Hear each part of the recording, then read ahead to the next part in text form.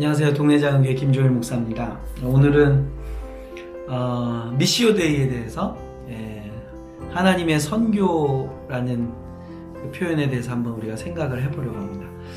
이 하나님의 선교라는 말은 사실은 왜 나오게 됐느냐, 이 선교학 또는 선교 현장에서 이루어지는 여러 가지 논쟁들과 그리고 생각의 차이들이 이 하나님의 선교라는 단어를 만들어내게 됐습니다.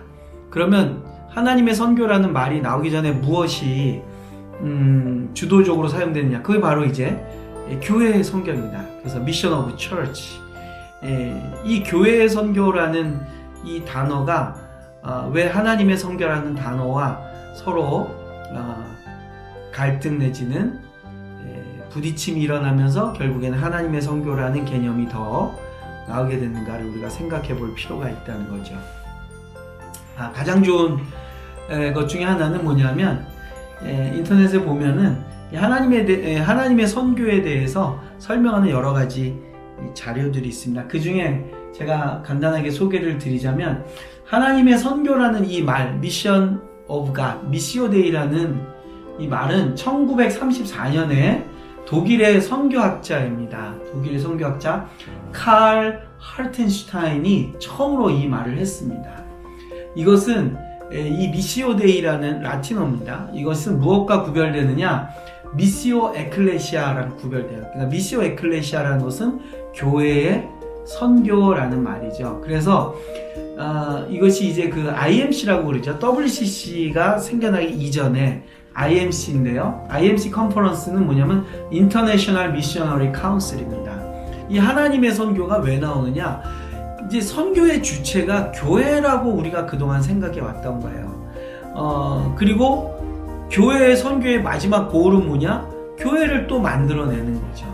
그러니까 선교하면은 당연히 어떻게 이해했느냐면 교회를 세우는 게 선교의 목적이었어요. 그러다 보니까 사실은 교회를 만들어내는 것을 선교의 가장 마지막 골로 생각하면 어떤 일이 벌어지느냐면, 그것을 목적하진 않았지만 자연스러운 현상과 결과가 어떻게 나오냐면 이원론으로 가는 거예요.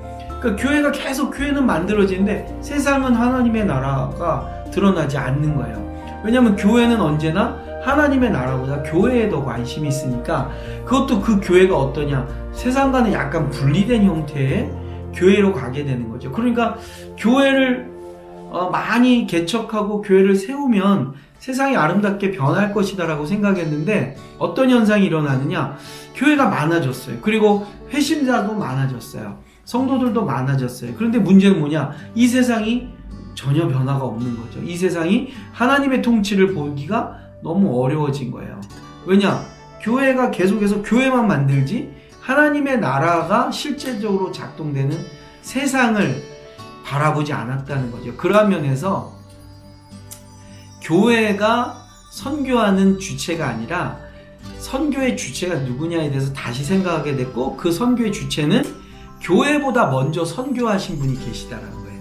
거꾸로 그분의 선교가 교회를 만들어 놓은 것이지 교회가 선교를 하는 것이 아니다라는 것을 이제 학자들과 그리고 선교의 현장에 있는 분들이 알게 된 것이죠. 그게 바로 하나님의 선교라는 단어로 정리되는 미시오데이. 다시 말하면 선교는 삼위일체 하나님이 가장 먼저 하셨고, 우리가 하는 모든 선교의 본질, 기원은 사실은 하나님의 선교하심으로 우리가 이해될 수 있다는 겁니다. 그것이 사실은 또한 성경이 보여주는 하나님의 선교의 핵심이죠. 무슨 얘기냐, 삼위일체 하나님이 선교의 주체셨다는 거예요.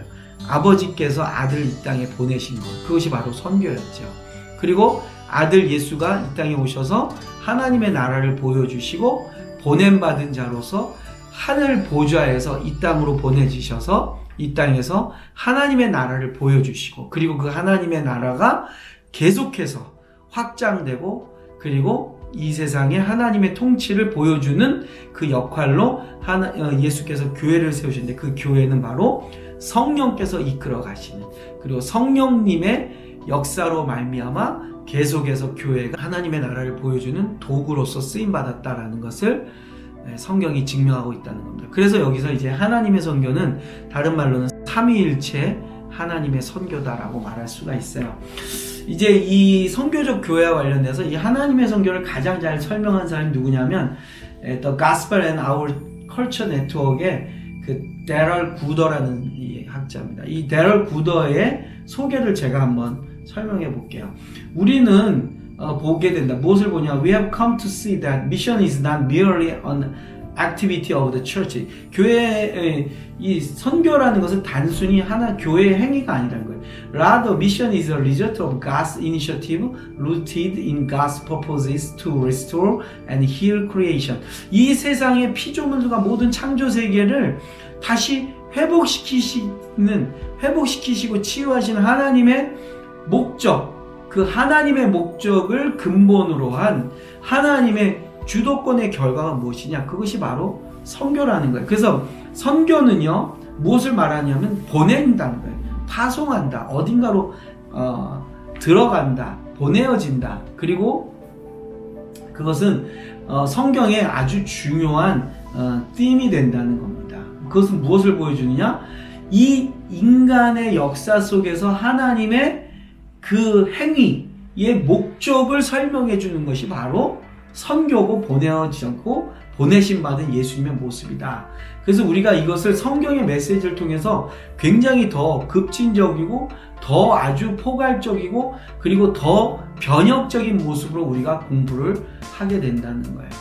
특별히 우리가 이걸 어디서 보느냐? 예수 그리스도의 교회가 이 복음의 마지막 목적이 아니고 오히려 하나님의 선교의 증거고 그리고 인스트루멘트라는 거예요. 도구고 하나님께서 하나님의 선교의 이 도구로 교회를 부르셨다는 거예요. 그래서 하나님의 선교는 우리를 부르시고 우리를 보내시고 그리스도의 교회는 발견할 수 있는 이 문화 안에서 그리고 우리의 사회 안에서 보냄받은 교회로서 보냄받은 공동체로서의 교회의 정체성을 확인할 수 있는 것이 무엇이냐? 그것이 바로 하나님의 선교라는 말입니다. 네, 다음에 또 한번 하나님의 선교에 대해서 생각을 해보도록 하겠습니다. 감사합니다.